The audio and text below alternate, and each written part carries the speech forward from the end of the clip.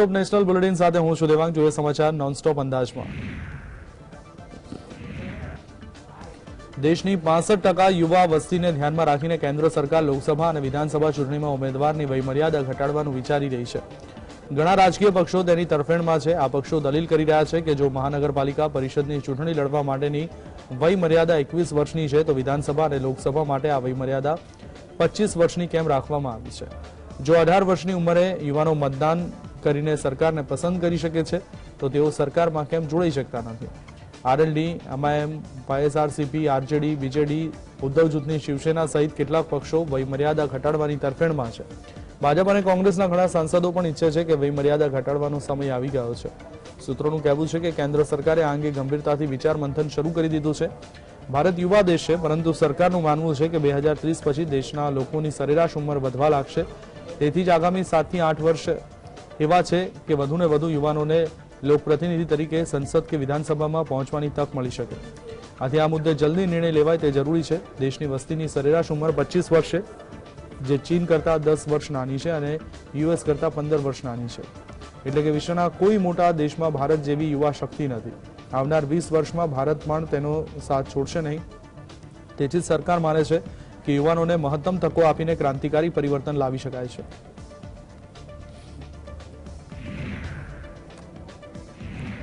માત્ર ચૂંટણી પંચે જ રાજકીય પક્ષોની આંતરિક ચૂંટણી અને કામ કરવાની પદ્ધતિ પર નજર રાખવી જોઈએ। કોંગ્રેસ સાંસદ મનીષ તિવારીએ લોકસભામાં બિલ રજૂ કરી આ માંગ ઉઠાવી છે। તેમણે રાજકીય પક્ષોની આંતરિક કામગીરી અને પારદર્શિતાના અભાવનો પણ ઉલ્લેખ કર્યો છે। તેમણે ચૂંટણી પંચમાં મુખ્ય ચૂંટણી પંચની નિમણૂક પ્રક્રિયામાં ફેરફારની માંગ કરી છે। તિવારીએ લોકસભામાં બિલ રજૂ કર્યું અને તેને બંધારણ સંશોધન અધિનિયમ 2022 ગણાવ્યું। તેમણે કહ્યું કે ભારતમાં લોકતાંત્રિક મોડેલના કામમાં ગંભીર નબળાઈ છે અને રાજકીય પક્ષોની કામ કરવાની રીત છે જે લોકશાહીને મજબૂત બનાવે છે। મોટી સંખ્યામાં રાજકીય પક્ષોની આંતરિક કામગીરી અને માળખું પારદર્શક નથી। તેમની કામ કરવાની રીતને પારદર્શક, જવાબદાર અને નિયમો હેઠળ બનાવવાની જરૂર છે। તેમણે આ બિલને લોકતાંત્રિક સુધારાનો બીજો તબક્કો ગણાવ્યો। કોંગ્રેસ સાંસદે માંગ કરી છે કે ચૂંટણી પંચ તમામ રજિસ્ટર પક્ષોની કામગીરી પર નજર રાખે।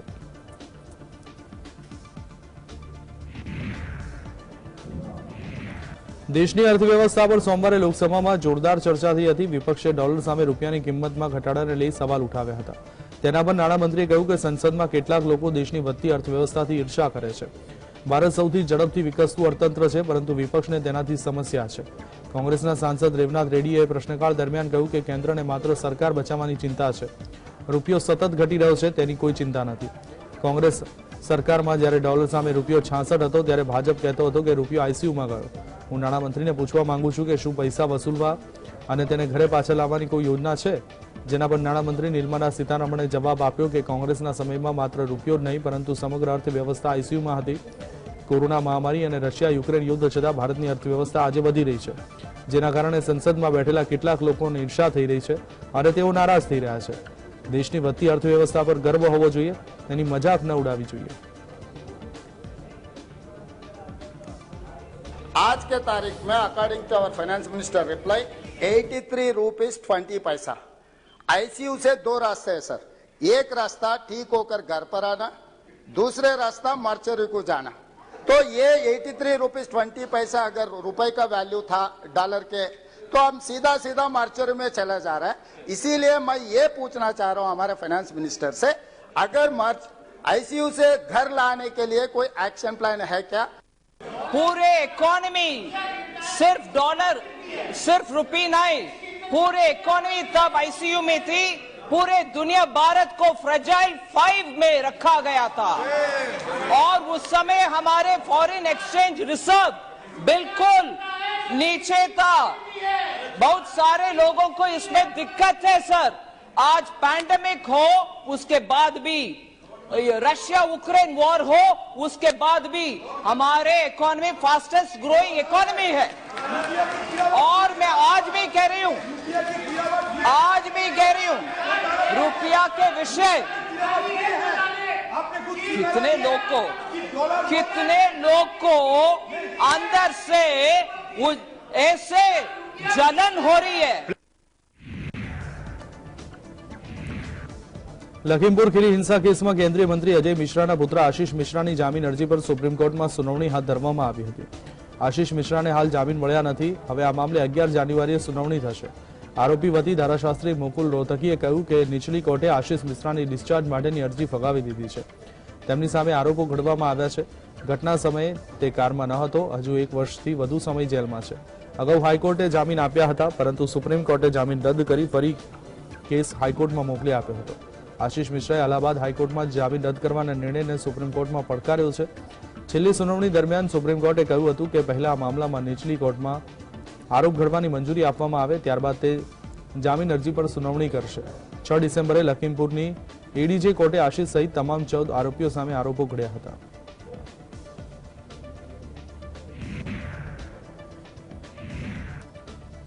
દિલ્હીના ડેપ્યુટી સીએમ મનીષ સિસોદિયાને માનહાનિ કેસમાં સુપ્રીમ કોર્ટમાંથી રાહત મળી નથી. આસામના સીએમ હેમંત બિસ્વા શર્માના માનહાનિના કેસને સુપ્રીમ કોર્ટમાં પડકારતા સિસોદિયાએ તે અરજીને ફગાવી દેવાની માંગ કરી હતી. ત્યારે સુપ્રીમ કોર્ટે સિસોદિયાની અરજી પર સુનાવણી કરવાનો ઇનકાર કરી દીધો છે. આ દરમિયાન સુપ્રીમ કોર્ટે સિસોદિયાને ફટકાર લગાવતા કહ્યું કે જો જાહેર ચર્ચાને આ સ્તરે લાવવામાં આવશે તો તેના પરિણામો પણ ભોગવવા પડશે. સુપ્રીમ કોર્ટના જસ્ટિસ સંજય કિશન કૌલ આ સમગ્ર મામલાની સુનાવણી કરી રહ્યા હતા. સિસોદિયા તરફથી હાજર થયેલ ધારાશાસ્ત્રી મનુ સિંઘવી હાજર રહ્યા હતા. જસ્ટિસ સંજયે સમગ્ર મામલે ઠપકો આપ્યો હતો. માનહાનિ અરજી રદ કરવાની અરજી પર સુનાવણી કરવાનો ઇનકાર કરતા તેમણે કહ્યું કે તમારે પહેલા બિનશરતી માફી માંગવી જોઈતી હતી. હવે કોર્ટમાં લાગેલા આરોપો સાબિત કરો. તેમણે કહ્યું કે દેશ જે પણ કરી રહ્યો છે તેની પરવા કર્યા વગર તમે લોકો માત્ર આરોપો લગાવી રહ્યા છો. રશિયાએ ફરી એકવાર સંયુક્ત રાષ્ટ્ર સુરક્ષા પરિષદમાં ભારતના કાયમી સભ્યપદને સમર્થન આપ્યું છે. રશિયાના વિદેશ મંત્રી સર્ગેઈ લવરોવે કહ્યું કે ભારતને યુએનએસસીમાં કાયમી સભ્યપદ મળવું જોઈએ. લવરોવે 7 ડિસેમ્બરે મોસ્કોમાં પ્રિમાકોવ રીડિંગ્સ ઇન્ટરનેશનલ ફોરમમાં મીડિયાના પ્રશ્નોના જવાબમાં આ ટિપ્પણી કરી હતી કે ભારત હાલમાં આર્થિક વૃદ્ધિની દ્રષ્ટિએ અગ્રણી દેશોમાંનો એક છે. કદાચ અગ્રેસર પણ છે. તેની વસ્તી ટૂંક સમયમાં કોઈપણ દેશ કરતાં મોટી થશે. તેમણે ઉમેર્યું હતું કે ભારતમાં યુએનમાં સક્રિય ભૂમિકા ભજવે છે. ઉલ્લેખનીય છે કે રશિયાના વિદેશ મંત્રી લવરોવે સપ્ટેમ્બરમાં યુએનજીએમાં કહ્યું હતું કે જો આફ્રિકા, એશિયા અને લેટિન અમેરિકાના દેશોનો સમાવેશ કરવામાં આવે તો સુરક્ષા પરિષદ વધુ લોકતાંત્રિક હશે. ખાસ કરીને ભારત બ્રાઝિલને કાયમી સભ્યપદ માટે ગણવા જોઈએ. Just to reiterate what I have said already, so India's independent and balanced position is highly appreciated, as Dr. Jaishankar, Honorable External Affairs Minister, said on a number of occasions that India is not supporting particularly, buying the Russian oil, so it is seeking the best available options on the market. So that is exactly what we are on the same page for. So that pricing should be based on market calculations, not on the desire of the oil buyers, which is a nonsense. પંજાબના તરણતારણ જિલ્લામાં સરહાલી police station પર છોડવામાં આવેલ rocket propelled grenade એટલે કે RPG પાકિસ્તાનથી દાણચોરી કરીને લાવવામાં આવ્યો હતો. પંજાબ પોલીસે સોમવારે આ જાણકારી આપી. પોલીસે જણાવ્યું હતું કે પોલીસ સ્ટેશન પર પાકિસ્તાનથી દાણચોરી કરી લાવવામાં આવેલ આરપીજીથી હુમલો કરવામાં આવ્યો હતો અને હુમલાખોરની ઓળખ પણ થઈ ગઈ છે. પોલીસ સ્ટેશન પર ગત શુક્રવાર રાત્રે આરપીજીથી હુમલો થયો હતો, પરંતુ પોલીસે તેને નષ્ટ કરી દીધો હતો. પોલીસ ઇન્સ્પેક્ટર સુખચેનસિંહ ગિલે જણાવ્યું કે તરણતારણ હુમલાની તપાસમાં અમને એક રોકેટ પ્રોપેલ્ડ ગ્રેનેડ મળ્યો હતો, જેની દાણચોરી પાકિસ્તાન દ્વારા કરવામાં આવી હતી. ઇન્સ્પેક્ટરે કહ્યું કે વધુ તપાસ ચાલી રહી છે. હુમલો કરનારાઓની ઓળખ થઈ ગઈ છે. તેમણે કહ્યું કે કેસની દરેક મિનિટે તપાસ પૂરી થયા બાદ ખુલાસો કરવામાં આવશે.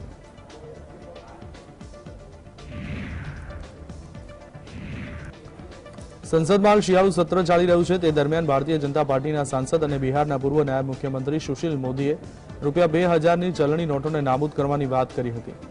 તેમણે 2000ની નોટને કાળું નાણું અને સંગ્રહખોરીનું મૂળ ગણાવ્યું. રાજ્યસભામાં જાહેરના મહત્વ મુદ્દાઓ પર ચર્ચા દરમિયાન ભાજપના સાંસદ સુશીલ મોદીએ કહ્યું કે જો કાળું નાણું રોકવું હોય તો ₹2000ની નોટને બંધ કરવી જોઈએ. 8 નવેમ્બર 2016ના રોજ જ્યારે વડાપ્રધાન નરેન્દ્ર મોદી ₹500 અને ₹1000ની ચલણી નોટોને અમાન્ય જાહેર કરી હતી. નોટબંધી પછી તરત જ ₹500ની નવી નોટો સાથે ₹2000ની નોટ પણ બહાર પાડવામાં આવી હતી. સત્તાવાર માહિતી અનુસાર થોડા વર્ષો પછી ભારતીય રિઝર્વ બેન્કે ₹2000ની નવી નોટ છાપવાનું બંધ કરી દીધું છે. જો કે તે હજુ પણ સત્તાવાર ચલણ જ છે. બીજેપી સાંસદ સુશીલ મોદીએ કહ્યું કે હવે ₹2000ની નોટના ચલણનું કોઈ મહત્વ નથી. હું ભારત સરકારને વિનંતી કરું છું કે ₹2000ની નોટ તબક્કાવાર રીતે પાછી ખેંચી લેવામાં આવે. गुलाबी रंग का जो 2000 रुपए का नोट है उसका दर्शन दुर्लभ हो गया है. एटीएम से नहीं निकल रहा है. अफवाह है कि अब यह लीगल टेंडर नहीं रहा। सरकार को इसके बारे में स्थिति स्पष्ट करनी चाहिए। सती महोदय, जब नोटबंदी हुई थी उस समय 500 और 1000 के नोट को तेजी से बदलने के लिए, रीमॉनिटाइज करने के लिए 2000 के नोट के प्रचलन को प्रारंभ किया गया था। पिछले 3 वर्षों से आरबीआई ने इसकी प्रिंटिंग बंद कर दी है और बड़ी संख्या में नकली नोट 2000 के और जब्त किए जा रहे हैं। सती महोदय, बड़े पैमाने पर लोगों ने 2000 के नोट की होर्डिंग कर रखी है और कि यह केवल अवैध व्यापार में इसका इस्तेमाल हो रहा है। कुछ जगह पर यह ब्लैक में मिल रहा है, प्रीमियम पर बिक रहा है और drug, money laundering, crime, terror funding जैसे अपराध में कैश का बड़े पैमाने पर इस्तेमाल होता है और वहां इस 2000 रुपए के नोट का धड़ल्ले से इस्तेमाल हो रहा है। કોંગ્રેસના મહાસચિવ પ્રિયંકા ગાંધી વાડ્રા, તેમના પતિ રોબર્ટ વાડ્રા અને તેમની પુત્રી પાર્ટીના સાંસદ રાહુલ ગાંધી સાથે ભારત જોડો યાત્રાના રાજસ્થાનમાં એક પગે જોડાયા હતા।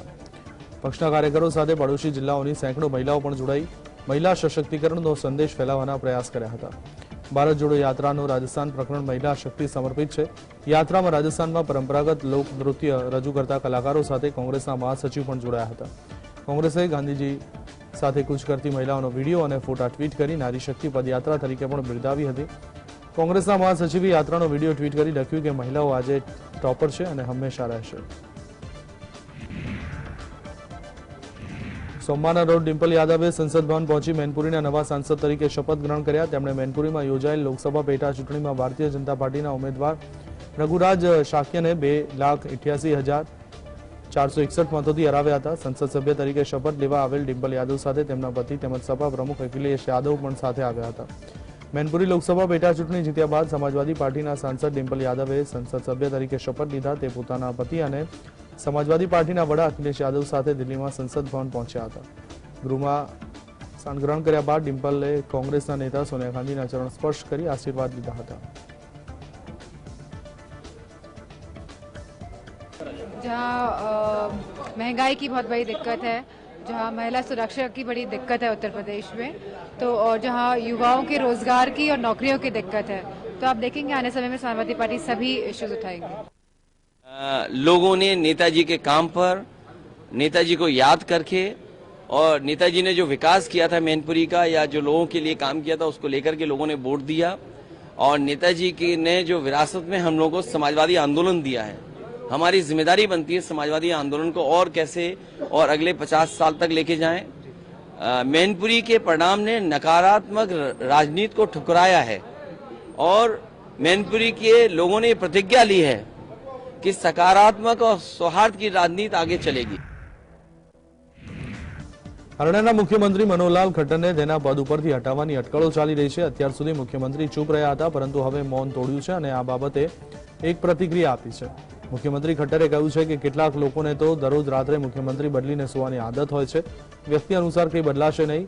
અમે ટીમ છીએ અને ફેસબુક તેમજ ટ્વિટર ઉપર નિર્ણયો કરતા નથી। મુખ્યમંત્રી આ વાત કરનાલમાં કહી હતી। કરનાલમાં તેઓ એક કાર્યક્રમમાં સામેલ થવા પહોંચ્યા હતા। તેમણે કહ્યું હતું કે ભારતીય જનતા પાર્ટીમાં અમે લોકો પદને લઈને કામ કરતા નથી। ભારતીય જનતા પાર્ટીના મુખ્યમંત્રી જે હશે તે હંમેશા લોકો માટે જ કામ કરશે। બદલાવની વાત ઉપર કટાક્ષ કરતા મુખ્યમંત્રીએ કહ્યું કે સોશિયલ મીડિયા ઉપર જે ચર્ચા અને રમૂજી પોસ્ટ ચાલી રહી છે તેના આધારે કોઈ નિર્ણય કરવામાં ક્યારે આવતો નથી। और आजकल ये सोशल मीडिया का शौक जो लोगों को हो गया है, इसमें तो रोजाना और कुछ नहीं तो रात को मुख्यमंत्री बदल करके सोने की आदत हो गई है। ये मुख्यमंत्री गया, ये गया, कल और दूसरा मुख्यमंत्री आएगा। अरे भाई, आ जाए या ना आ जाए, आपको काम चाहिए। भारतीय जनता पार्टी का जो मुख्यमंत्री होगा, जो प्रधानमंत्री होगा, वो जनता के हित में काम करेगा। ये हमारी विचारधारा का हिस्सा है, ये हमारी उपलब्धियों का हिस्सा है, ये हमारे मैनिफेस्टो का हिस्सा है। व्यक्तियों के हिसाब से कुछ बदलता नहीं है। मुंबईना श्रद्धा वालकर मर्डर केसમાં એક પછી એક ખુલાસા થઈ રહ્યા છે। આરોપી આફતાબ અમીન પુનાવાલા શ્રદ્ધા મર્ડર બાદ જે ખુલાસાઓ બહાર આવી રહ્યા છે તે ચોંકાવનારા છે। શ્રદ્ધાને આફતાબ પુનાવાલા એટલી હદે માર મારતો હતો કે શ્રદ્ધા ડરી ગઈ હતી। ઘણીવાર શ્રદ્ધાને ઈજાઓ પણ પહોંચી હતી। શ્રદ્ધાએ મુંબઈની 3 હોસ્પિટલમાં સારવાર લીધી હતી, પરંતુ ક્યારેય ડોક્ટરને હુમલા વિશે જણાવ્યું ન હતું। આ જ કારણ હતું કે સારવાર દરમિયાન કોઈ હોસ્પિટલે શ્રદ્ધાનું એમએલસી નહોતું મળ્યું. દિલ્હી પોલીસના અધિકારીએ જણાવ્યું કે એક ટીમ મુંબઈ મોકલવામાં આવી છે. તપાસમાં જાણવા મળ્યું છે કે આફતાબે 2020 અને 2021માં શ્રદ્ધાને માર માર્યો હતો. આ દરમિયાન તેના ચહેરા અને શરીર પર ઘણી જગ્યાએ ઈજાઓ થઈ હતી, જે બાદ શ્રદ્ધાએ મુંબઈની 3 હોસ્પિટલમાં સારવાર લીધી હતી. દિલ્હી પોલીસે આ 3 હોસ્પિટલના 2 ડોક્ટરોના નિવેદન નોંધ્યા છે. ડોક્ટરોએ માહિતી આપી છે કે શ્રદ્ધાએ ક્યારેય તેને આફતાબ મારી રહ્યો છે તે વિશે વાત કરી નથી, તેથી જ તેનું એમએલસી બનાવવામાં આવ્યું નથી. દિલ્હી પોલીસે શ્રદ્ધાના મિત્ર લક્ષ્મણ નાદર અને મુંબઈમાં શ્રદ્ધાના બોસ કરણ બહારીના નિવેદન પણ નોંધ્યા છે, જેમણે જણાવ્યું કે શ્રદ્ધાએ તેમને ક્યારેય લડાઈ વિશે જણાવ્યું નથી. એકવાર જ્યારે શ્રદ્ધાએ પોલીસમાં ફરિયાદ કરી ત્યારે તેમને ખબર પડી કે આફતાબે શ્રદ્ધાને માર માર્યો હતો. દિલ્હી પોલીસે મુંબઈમાં કુલ 16 લોકોના નિવેદન નોંધ્યા છે.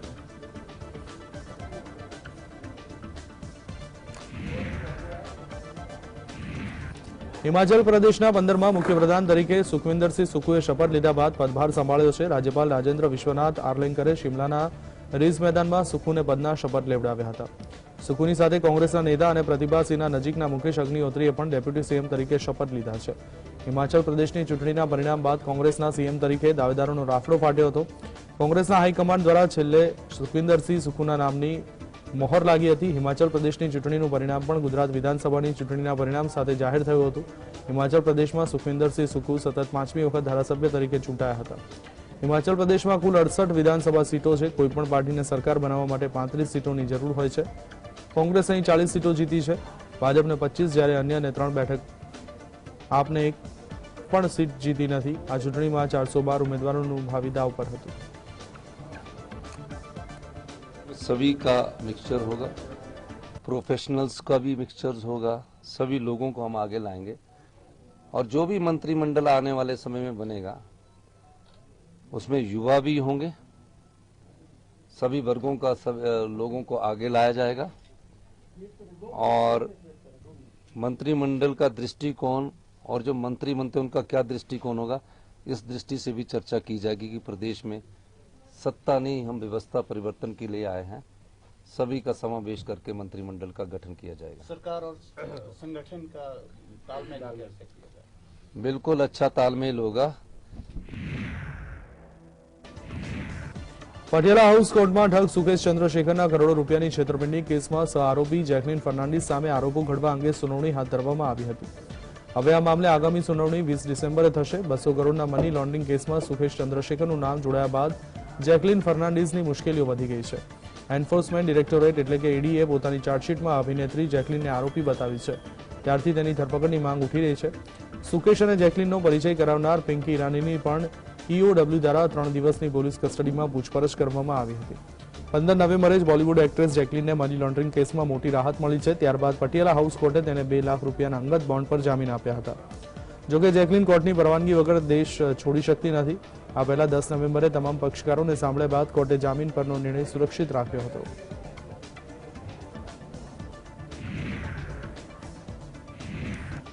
હરિયાણાના રેવાડી જિલ્લામાં દિલ્હી જયપુર હાઈવે પર અસામાજિક તત્વોએ 20 મિનિટની અંદર 4 પેટ્રોલ પંપ પર લૂંટની ઘટનાને અંજામ આપ્યો. બદમાશોએ ફાયરિંગ પણ કર્યું અને 1.22 લાખ રૂપિયા લૂંટી લીધા. ફાયરિંગમાં પેટ્રોલ પંપનો એક સેલ્સમેન ચાકુ વાગવાથી ઇજાગ્રસ્ત પણ થઈ ગયો છે. એક સાથે 4 પેટ્રોલ પંપ પર લૂંટની ઘટના બાદ પોલીસ બેડામાં અફડાતફડી મચી ગઈ છે. રેવાડી પોલીસ અનુસાર દિલ્હી જયપુર હાઈવે પર સ્વિફ્ટ કારમાં સવાર 4 યુવકોએ સૌથી પહેલા શિવ પેટ્રોલ પંપને નિશાન બનાવ્યું અને કારમાંથી ઉતરતા તેમણે સેલ્સમેન પર પિસ્તોલ તાકી. યુવકોએ 2 રાઉન્ડ ફાયરિંગ પણ કર્યું. યુવકો સેલ્સમેન પાસેથી 40,000 રૂપિયા છીનવીને ફરાર થઈ ગયા. ફાયરિંગ દરમિયાન ચાકુ વાગવાથી સેલ્સમેન ઇજાગ્રસ્ત થઈ ગયા હતા.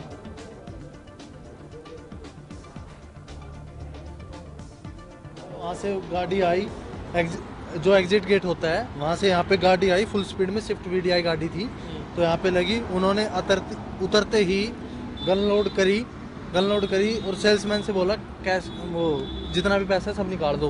तो फिर पहले उन्होंने वहाँ पे फायरिंग करी.